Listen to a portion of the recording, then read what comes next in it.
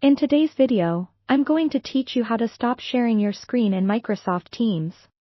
Whether you're in a meeting or giving a presentation, managing screen sharing effectively is an important skill to ensure your content is displayed when you want it and hidden when you don't. This is also crucial for maintaining privacy and keeping a smooth flow in team communications. So let's get started.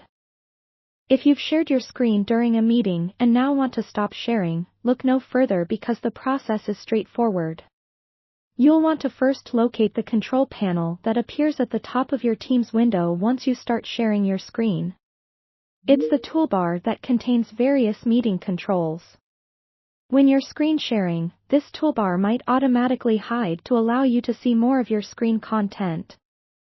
If it's currently hidden, simply hover your mouse near the top of your screen, and it should reappear. Now, within the control panel, you're going to see a variety of icons.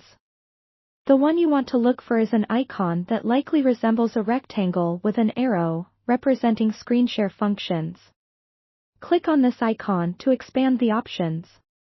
Here, you can quickly choose to stop sharing by clicking on the Stop Sharing button. It's a simple process, but it's crucial to ensure that you're only sharing your content when you want to be. Sometimes in meetings, especially larger ones, you might find it more beneficial to use keyboard shortcuts to save time and effort. If you're using a Windows PC, press Ctrl-Shift-E, and if you're on a Mac, press Command-Shift-E to stop sharing your screen instantly. Knowing these shortcuts can help streamline your team's experience and keep the meeting as efficient as possible.